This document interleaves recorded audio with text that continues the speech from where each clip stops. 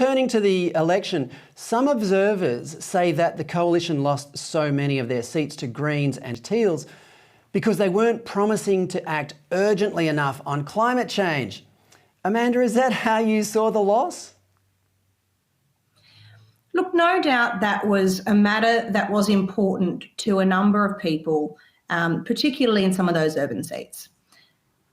You could ask a very good question, though, about whether the reason those people felt the issue was so compelling was because, in many ways, instead of tackling a lot of the misinformation around the issue of climate change, as a coalition, our policy had been, in a sense, to indulge it by providing a less bad version of the same policy, rather than to boldly do what I would suggest is something in the interests of all Australians, and that is to invest hard in affordable energy, knowing that technology will in time do a lot of that heavy lifting. There's an equally compelling argument, I would suggest, maybe even a little more compelling, that the reason we lost was because we didn't boldly enough stand for the beliefs upon which the Liberal Party was founded. And if there had been a clearer articulation of the ways in which the policies that we were putting forward to the electorate were going to embody those principles of small government, of individual liberty, of a hand up but not a hand out, and I think quite importantly culturally, the idea that we are all entitled to equality of opportunity but not equality of outcome, that we all have different things to bring to the table, and that what matters is not the attributes on our skin or with which we are born, but rather what is deeply within us, those talents and strengths that are different for all of us, but that we all bring to the table. Those are the deeply liberal values that make us strong. But being a Diet Coke version of the left,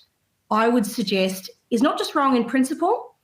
but it's wrong in marketing. Why would you go for the Diet Coke version when you could have many of those hard left parties offering you full strength?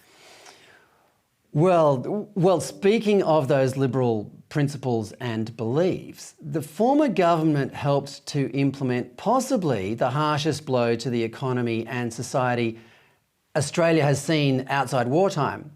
This was done on the basis of what is now turning out to be inconclusive advice from the health industry.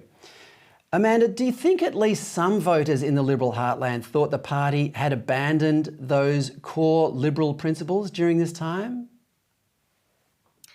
I think there was a clear segment of the community that really wanted to see more strength from the coalition in government in pushing back on some of the most tyrannical measures that came out of the states. Now, I'm of the view that the coalition didn't inflict those, but there was an opportunity to stand against some of the enormous overreach that came particularly out of Western Australia, Victoria and my home state of Queensland. It, I think, would have made a very big difference if we had a clear narrative from the start that articulated the importance of freedom of movement and limiting the ability of the state to interfere in people's ability to go about their daily lives. And I think that the failure to challenge some of the most unreasonable measures, like, for instance, closing state borders, after vaccines, for instance, were well and truly available, were all opportunities to show a fidelity to principle that a segment of the community really wanted to see from us. And really the person who paid the price for that biggest, I would suggest, is me,